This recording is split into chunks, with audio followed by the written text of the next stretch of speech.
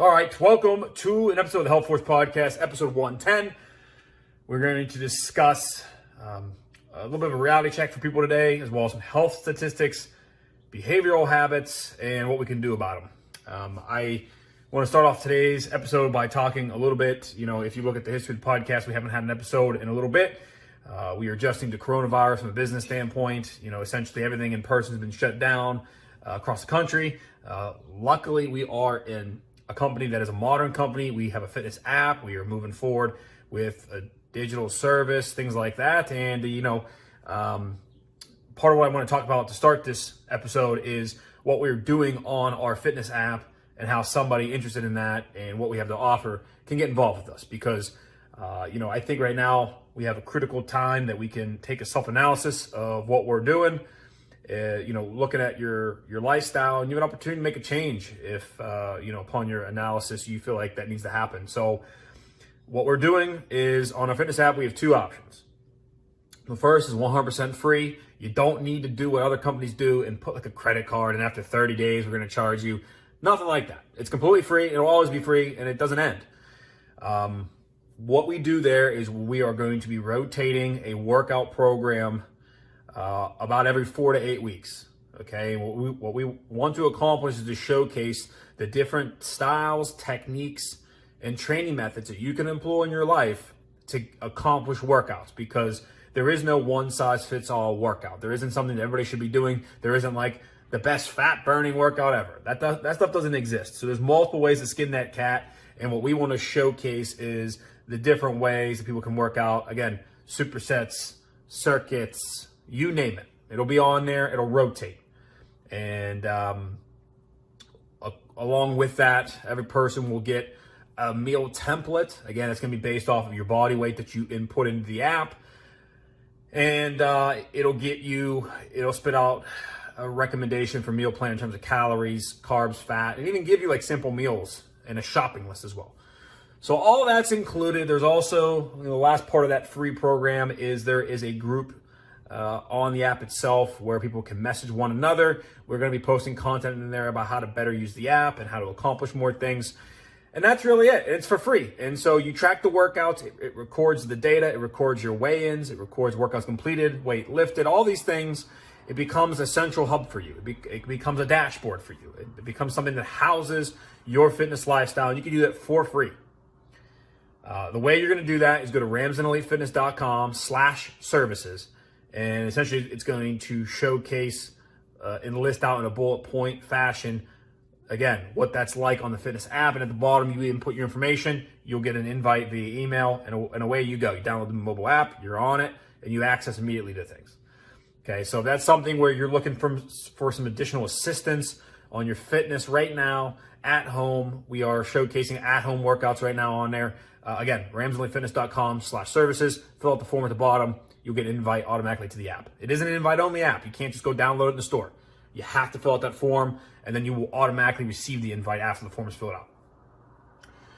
The upgraded version we are doing on the app, there is a paid version, and it's our online personal training. It's something I've talked about before, and it's essentially what I just described in the free version on super steroid version, okay? So instead of having a rotating workout that you're not in control of, that formatting, we then will partner you up with somebody on our training staff. You will have an actual human being, personal trainer assigned to your account in whom you will partner with and work with to create your workouts from scratch. It'll be all made up for you from scratch. So that means you're not going to do things that you don't enjoy or that you aren't working towards your goals. Everything's made up from scratch. That customization, I can't even speak to the level of value that brings. Unparalleled value. Okay, having some version of a free program to follow along with is great. Getting one built for you specifically, again, unparalleled value. Your nutritional guidelines are also going to be completely customized. So again, it's not as simple as just giving you a generic template. We're going to take into account your preferences, likes, dislikes for certain foods, and again, work with you on daily, weekly basis to get you working towards your goals. Again, whether it's weight loss or weight gain. And then lastly, the important part is that person you're partnered with, that personal trainer on our staff that you're partnered with, you have access to them 24/7, just like Facebook Messenger or Instagram Messenger. It's just a messenger on the fitness app itself. You have access to them, ask them questions, they can help you through barriers, they'll reach out to you, you create conversations, and essentially you create a relationship. So now you've created an accountability. Okay, you now have somebody that you're working on your goals with together, whereas on the free version, you're on your own. There is no trainer checking in on you, sending you a direct message, seeing how things are going, asking why a certain workout wasn't accomplished. When you pay for the upgraded version, you get that. You actually are assigned a person. So if you're interested in that service, again, it's just another level of getting after it. $44 a week. You follow the same directions. You go to ramsleyfitness.com/services. You fill out the form at the bottom. Once you get the app downloaded, your invitation sent via email, you download the app, you fill out the questionnaire. As you join the app, there's a section at the end that says, are you here for the free version or are you trying to get the paid service? You click the paid service. We'll take it from there, and you just get rolling. And that's it. It becomes your hub. Again, it's your hub, it's your dashboard. It's going to house everything that you need to be successful. Okay, let's get into the episode for today. I hope that first 6 minutes is valuable to those of you who are confused right now or are stressing out because your gym's still closed. We have a solution. I just decided that this is good time to share it with you. There's a free version, paid version. Come on board. Come on board with us. So I wanted to start. I have a little something here. For those that are on video, you'll be able to see it. Okay, and those that are audio, I got a little notebook here. I've got a little notebook. With this notebook and what I do with this thing is every year in January, I sit down and I go through my goals or what I want to accomplish for that year. Some things are extremely ambitious. Some things are extremely practical. This essentially is my roadmap to the year. Okay.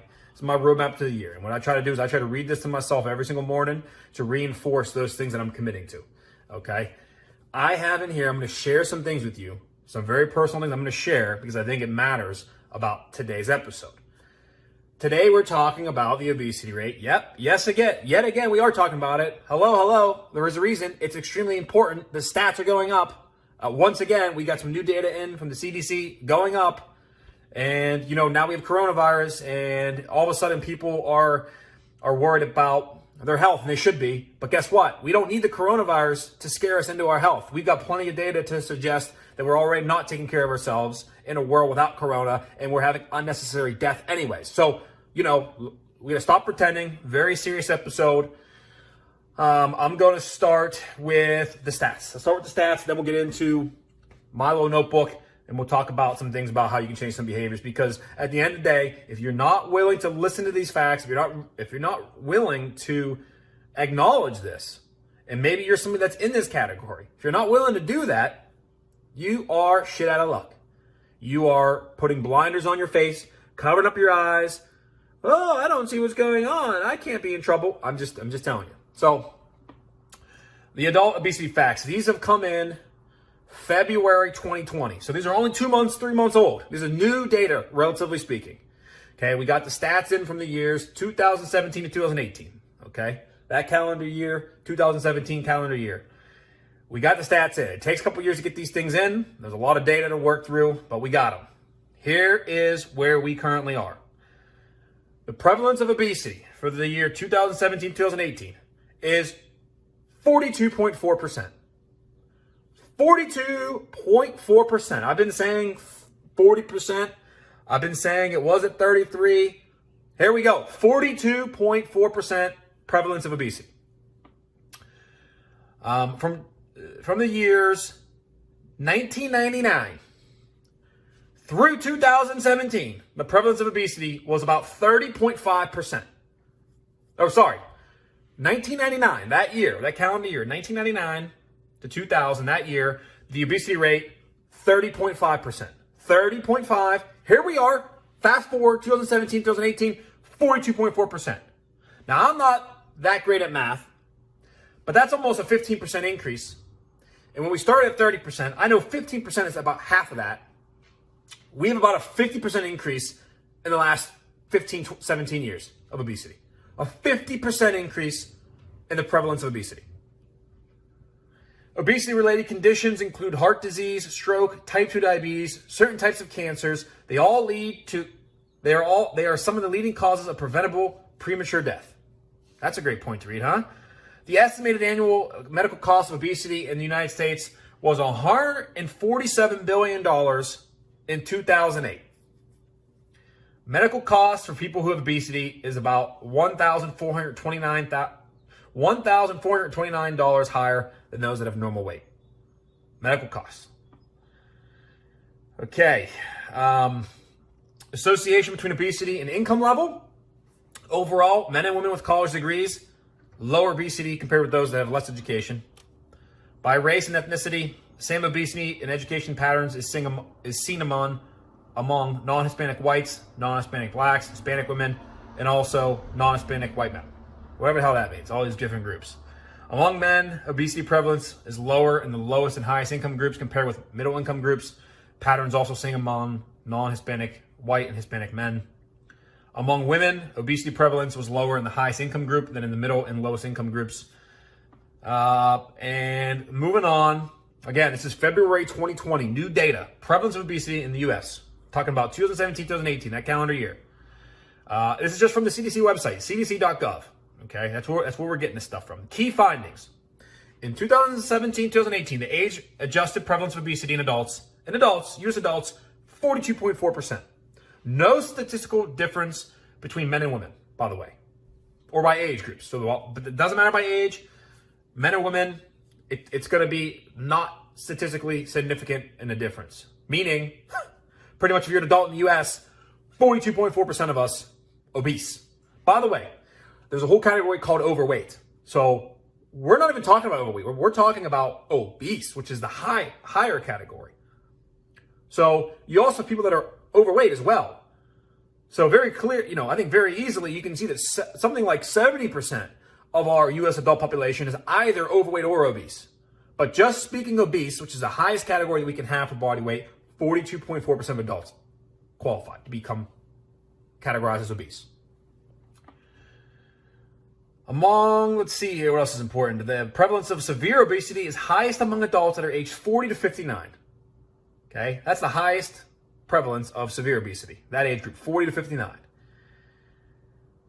Obesity, again, I shouldn't have to repeat this, is associated with serious health risks. Severe obesity further increases the risk of obesity-related complications such as coronary heart disease, end-stage renal disease. Again, it increases your chance of getting things like cancer, higher chance of type 2 diabetes, heart attack, on and on and on it goes. If you are somebody that is obese, you are increasing your risk of death. The end. I mean, there's no other way to read it. The end. I mean, you can read this entire report. They break this thing down by all the different groups, the different race, the age, the sex, the whatever. And pretty much the gist of it is across all boards, mostly, yes, some areas are lower than others, but for the most part, if you're an adult, the obesity rate's too high. The obesity rate's too high. And that trend's going up and up and up. But like I said, in 1999, it was 30.5%. And then every year, it just goes up and up and up. 30.5, 32.2, 34.3, 33.7, 35.7, 34.9, 37.7, 39.6, and here we are at 42.4% of adults. It's going up. They also have a line here for severe obesity. Severe obesity in 1999 was 4.7% of the adult population. It now sits at 9.2. That's almost 100%. I'm not great at math. That's almost 100% increase. 100% in 17 years. It's absurd. When you think about the history of the world, how many hundreds of years we've had civilizations. Well, guess what, folks? In 15 years, we've nearly doubled our obesity rates. At a time when we're supposed to be the most intelligent, the most modern, the most advanced, the biggest brain creatures that we've had in the history. I think most people think we're smarter than ancient Rome and ancient Greeks and all that. We're so smart now. Well, 15 years, double the obesity rate. That's enough of the data. I mean, I can't deal with it. To me, it's like devastating. It's like if you were to get up, like some people get up in the morning and they check their 401ks, they check their stocks, and they see that their retirement fund is down 5% or whatever. It's down. And they're like devastated. Like, I can't believe I lost all that money and I lost this much money. I'm the same way when I read these obesity stats because I know what this means. I know that this means unnecessary death. I know that this means harder lifestyles. I know that this means people that get tired when they shouldn't be getting tired. People that can't play with their kids and grandkids. People that are in the hospital more. It costs a bigger tax on our system unnecessarily. It just goes on and on. And I'm going to say something. It's not going to be. It should not be controversial. Some people are going to think it is, going to react that way, but it is what it is.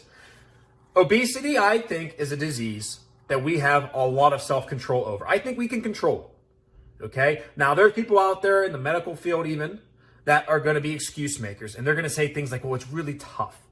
Oh, it's tough. There's so many factors. Our food production is different. Our, ability to get exercise is different because of the work culture we have. Trust me, there are plenty of line-by-line items that make obesity moderate to difficult to handle. And I admit that. I never said it's going to be easy. I didn't say it's an easy thing to handle. But it, no doubt, is something you can handle. Every single person listening to this podcast, if you're overweight or obese, you have the power today to change that. You do. And I don't care what doctor, what statistician, what expert, quote, quote, quote, expert. I don't care what expert says, it's too hard to change, it's very complicated, let them say that, okay? Because at the end of the day, what they're trying to study, and they're looking at all these diet interventions, and, if we do low carb or low fat, they have it all wrong. They have it all wrong. They're looking, again, short-term windows. They're saying if we put somebody on a 6-month intervention, we should be able to have them lose weight and keep it off. And what happens is they go through these interventions. A lot of people do lose weight in 6 months, and then when they return to normal life, and they're no longer in the intervention study, they regain the weight because they didn't really change any habits. And that's a variety of reasons. That's complicated. Habit change is complicated. We're going to address it today. We're going to talk habit change. But they think that if we change one little variable, let's make it a low carb diet instead this time, it'll work. And that's not the case. The diet specifics is not the issue. It's the behavior is the issue. Our culture and our lack of responsibility about our own health and fitness is what's causing this obesity rate to continue to climb. Because I see it every day. Most people are stressed out about other things than their own health. And we got this bad dynamic happening where it takes a catastrophic event to either you or somebody you care about before you wise up. And that's just too late. It is. It's too late. You've got someone in your life right now that is obese. There's no doubt. 42.4% people that we know that are US adults are obese. So you take that stat, you're going to know somebody. The sad point is, you might even be obese. You have a parent that's obese. Your significant other might be obese. Your children might be obese. And at the end of the day, most people are not willing to make this a lifestyle habit for them to get this thing under control until something bad happens. Whether it's to you yourself and you're like, oh my God, I need to change. I can't live like this anymore. Or something happens to a significant other and you're like, oh my God, that really is a wake-up call. That's where we are. So maybe this could be a wake-up call to somebody. Maybe I can get somebody's attention and just get them to understand where we are. And it's not magic. It's not magic. So I'm going to share with you, again, something out of my personal little yearly goal notebook thing to show you what what matters to me and how I'm able to incorporate fitness into my life in a way that I'm just not willing to become a statistic like this. I don't know about you. I am not willing to wake up one day when I'm 47 or 54 and I'm on the 42% train. I'm on the 42% obese train, and I got all kind of health conditions, and I'm taking medications, and I've got to go see the doctor, and then I'm in the hospital 2 times a year, and then I have a heart attack at 63. I'm just not willing to do that, okay? And I'm going to show you how I'm building my life, because I'm only 29. I'm young. But I'm building my life now at 29 to prevent this stuff when I'm 60, as best as I can control. Not everybody that gets cancer, not everybody that gets cardiovascular disease, and not every single person that has a heart attack is obese. I understand that. And I get that somebody could technically be overweight and be mostly healthy.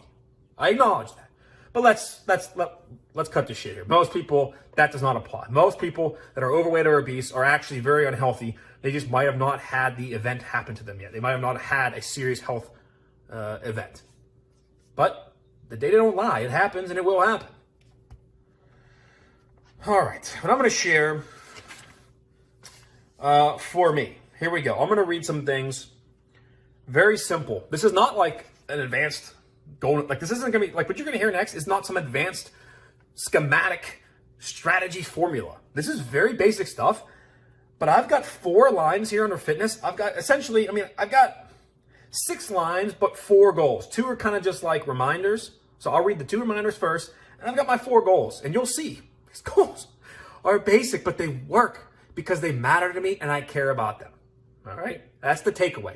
If you're going to do habit change, it's got to matter to you. All right, here we go. Fitness. Fran Ramsden's personal notebook. Personal. I ain't going to hide it either. Reading word by word. Here we go. My 2 reminders. Number 1 reminder about fitness is exercise is medicine. I'll say it again, in case you didn't hear me, perk your ears. Exercise is medicine.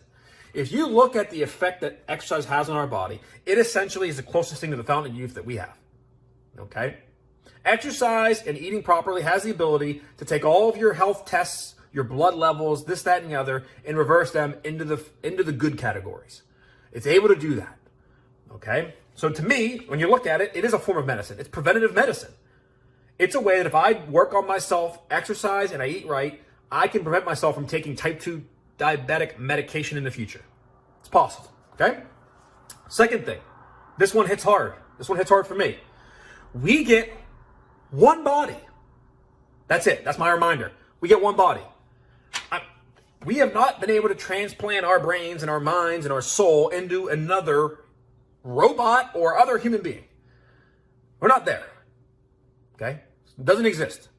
So whatever you find yourself in, this vessel, this body of yours, it is yours. There is no other. It's the only one you're going to get. I can't fathom that people would not take care of this thing. It'd be like saying you get one car for the rest of your life, and that's it. If it dies, you no longer have a car. You can't get anywhere.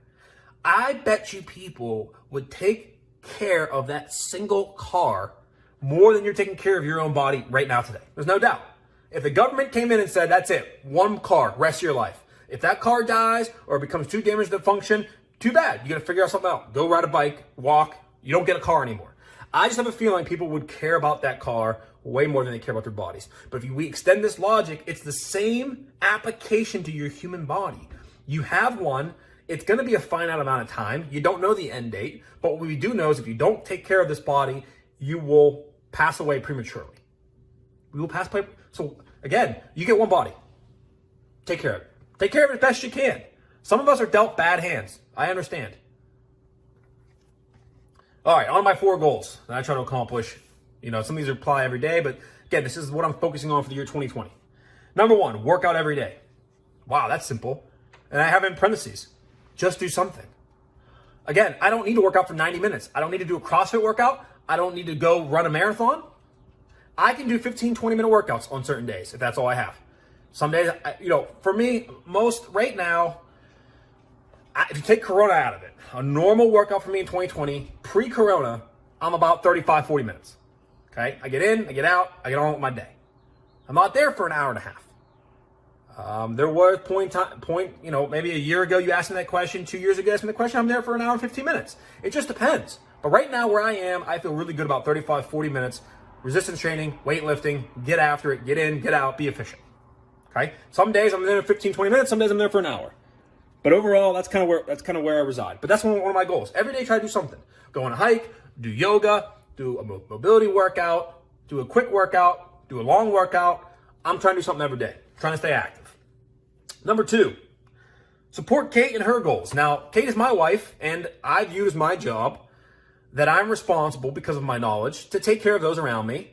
And she has her own fitness goals and cares about fitness and might not have the practical knowledge that I have. So I view it as my responsibility to be the leader, make sure I'm helping her accomplish those goals, and be a supportive partner. That means not every Friday, Saturday, and Sunday convincing us to order pizza. Like, that's something simple, but that matters to me. Because I think if I would do that, if I would say every Friday, Saturday, and Sunday night, 3 nights a week, if I say, hey, you want to get a pizza? Might be a good shot that we get that takeout or the pizza too frequently. And then now my decision is having impact on somebody that matters to me. So again, just trying to look out for others. That seems like a good goal. Number 3, raise our children with a healthy lifestyle and respect for fitness. Now, I don't even have children. It's not even planned for maybe like another year or 2. I don't know. But I don't have children, but you can already see it makes the cut as one of my 4 goals.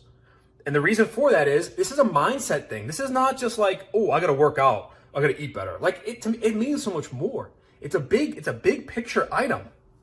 I'm going to have children someday. I sure as hell don't want to raise them in a way that they don't appreciate and understand exercise as medicine, that we only have one body. Like, they need to get that. It's my job, again, as the father, to put that into them as I'm raising them so they grow up with this respect, and that they hopefully ingrain this. I can't force it, but I hope that they ingrain it into their life, something that matters to them. Okay? And my last one, number 4, is, it's actually a funny one. I'm going to share. Gas station pit stops, I should restrict it to 0-calorie drinks and protein bar only.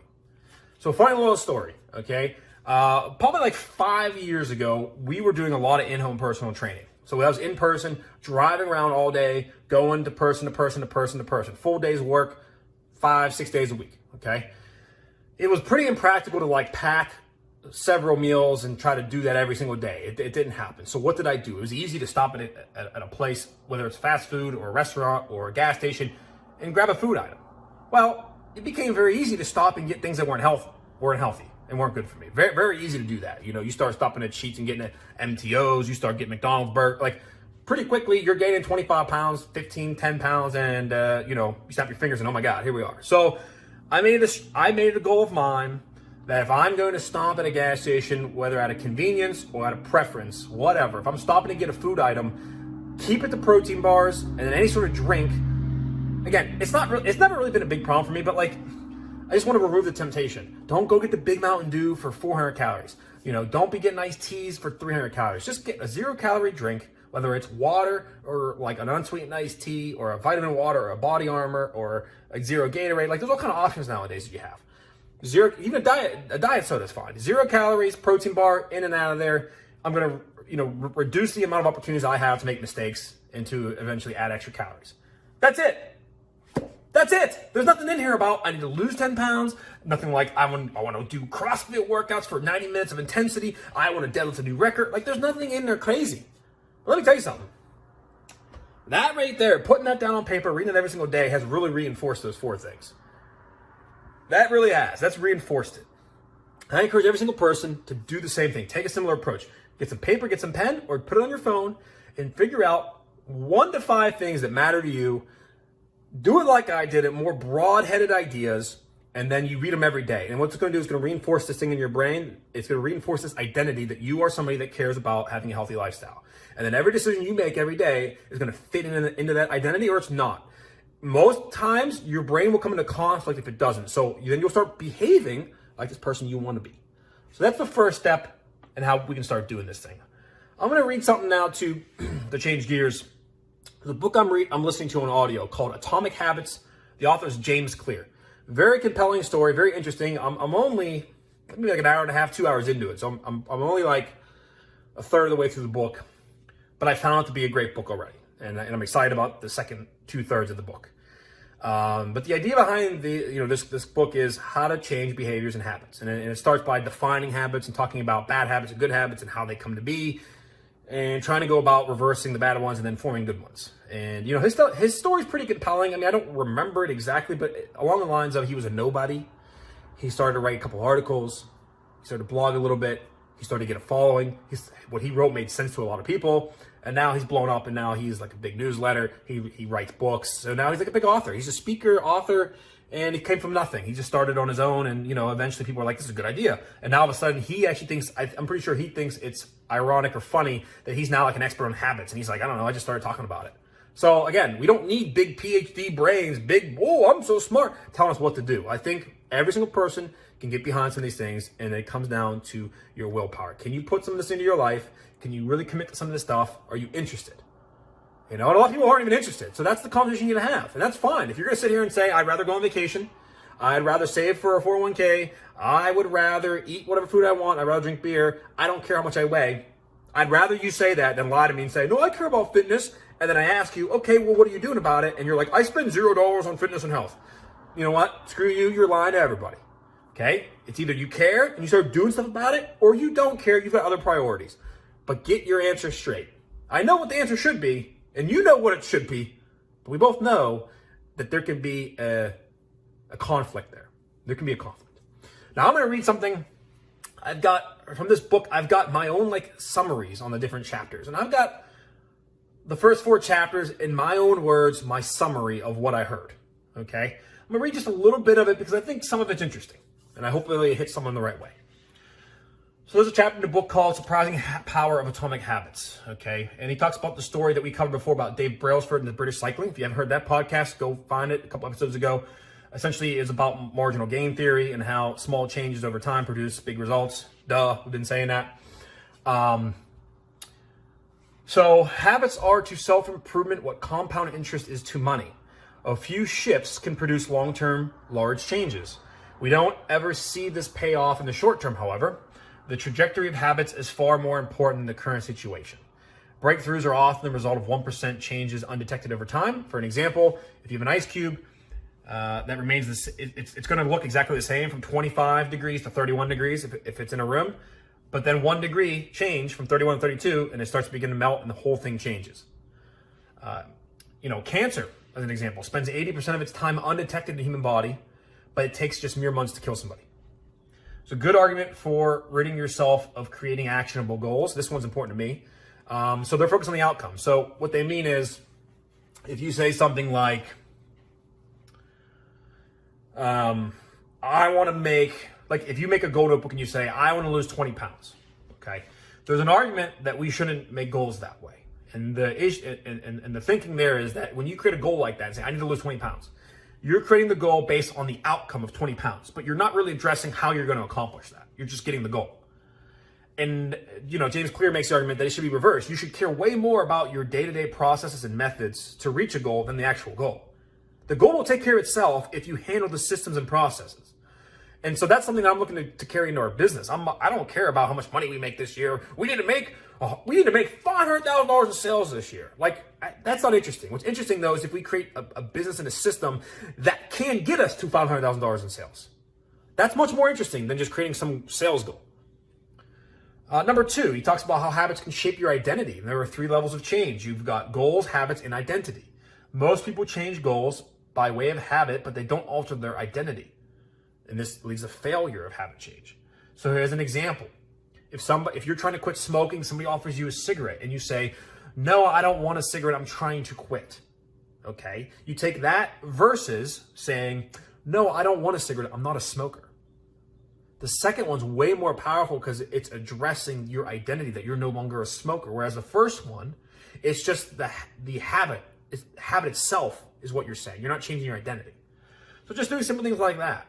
So instead of saying, well, I'm trying to work on my fitness, just start saying, I'm somebody that cares about fitness. The end. Not, I'm trying to work out more. Just say, I work out every day. It's part of my lifestyle. It's what I care about. Simple, but way effective. Number 3, how to build habits in 4 easy steps. This is awesome. But habits are a result of trial and error. And essentially there's like this 4 laws thing where it's like you get a cue, then there's a craving, then there's your response to that craving, and then there's the reward part. And essentially James Clear goes into how you can break this down and address each of these things and break habits and form new ones. So again, if that's something that's interesting to you, get the book. I mean, what is it? $15, $10, whatever. Just get it. It's awesome. He goes into that in great detail. I could never even come close to trying to, recreate that for this podcast. But again, he does a very good job of talking about neurological feedback loops. And I think does a great job of articulating this instead of just telling stories about habit changing and, the long term. Like he actually gets into it. And the last thing is he talks about the man that didn't look right. It's a chapter about the book where there's like a nurse that notices her father-in-law has symptoms of a heart attack. She says, we should take you to the hospital. I think something's wrong. And he jokes with her and says, oh, no, I'm good. There's nothing wrong with me. And he has a heart attack a little bit later. And so the thought process is your brain, when it comes to these habits, your brain is on autopilot to save you, the human being, time. Habits are supposed to be things that save us time. It makes us more efficient. Essentially, it's the history of our life, certain things that happen to us, we react certain ways and we get certain outcomes. And your body just automates that. As the more and more that you see a certain cue, you just start to respond certain ways. It's instinctual, and it's meant to save you time. So in this instance, like the nurse has seen so many people have heart attack episodes. She knows what it looks like without having to think through, oh, well, this is happening, that. She just knows by looking. Your brain automatically makes that calculation. He's having a heart attack.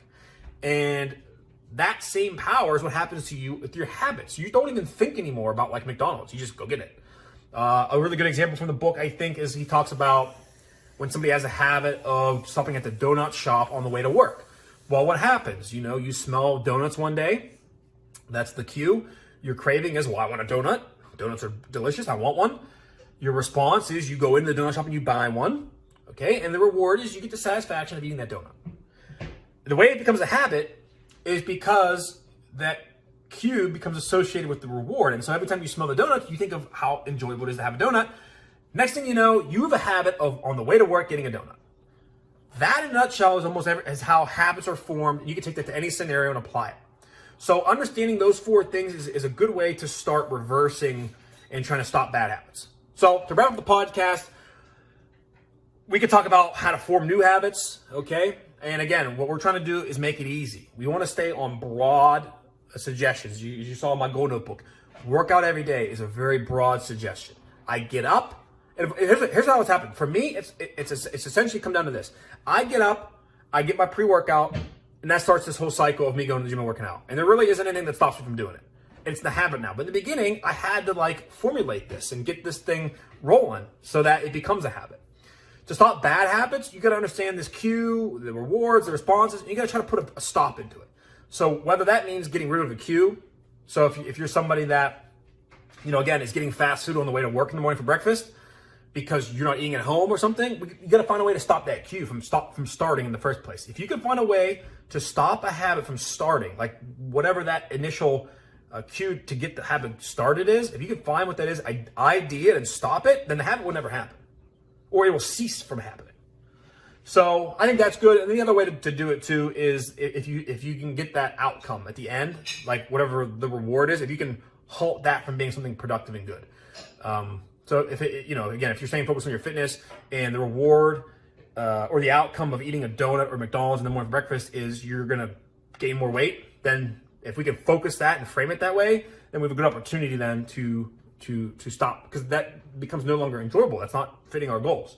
So to take away, the biggest thing I want to wrap up with is get on our fitness app. There's a free option. Why would you not? So if you're doing nothing right now, ramseyfitness.com/services, get the free part. If you want the upgraded part, you want to get rolling, you want to go to town, you want to actually work with somebody, create a partnership you don't want to do on your own, when you fill out your fitness app invitation, just go ahead and pick the online training parts. $44 a week, piece of cake. You get in, you get a partner, on you go, okay? That's step 1. Step 2, I think, is just start thinking of yourself as a healthy person. I don't even care if you're 500 pounds. I don't care if you're 300. I don't care if you're 169. I don't care what you weigh. If you feel like you're overweight and obese and you're working towards a weight loss as a goal, that's good. Acknowledgement and awareness is step 1 towards a goal and towards an outcome. That's good. You got awareness. You don't like where you are. You know where you want to go. Fantastic. Now, just start thinking of yourself as the person you want to be. Don't say, well, I'm just trying to work out more because I'm lazy or I'm fat or I'm just trying to work out more. Just stop. Just if somebody asks you, oh, how come you're working out? You just say, it's important to me. I care about it. I'm making a lot, it's part of my lifestyle. Just assume the identity, assume the final product, assume the role that you're going for. And then what happens is your brain will start to adjust all these actions, behaviors automatically. It'll start to work so that it aligns these things into your new identity. So you all have the power. Don't fall into the trap that you can't help it, that you're just a poor soul, that you don't have enough money, you don't have enough time. Just stop it. Stop it. I am not accepting that. You shouldn't accept it either for yourself, and just move forward. You're a healthy person. I don't care where you're starting from. You're working at it. We're all working at it. I've been doing it for 10 years, 15 years, caring about it. I'm still working at something. I have goals all the time. So I hope it hits somebody hard. I hope it hits them right. Thanks for joining the podcast. If you want to reach out to us, hit us up on Instagram or Facebook at Ramsden Elite Fitness. Go to the website, ramsdenfitness.com. Check out, again, the services tab for the fitness app that we now have. We now have our own app. It's an invite only. You fill out the form on ramsdenfitness.com/services. Fill out the form at the bottom. You'll get invited via email. And once you're invited, you will fill out this form. You can indicate whether you're there for the free product or you're there for the paid personal training. Either way, I think it's better than what you're doing now, which is probably nothing or on your own. And I think, again, most people just need some direction, some help. So that's a good way to start it off. Thanks for joining the podcast. I'll see you guys next time.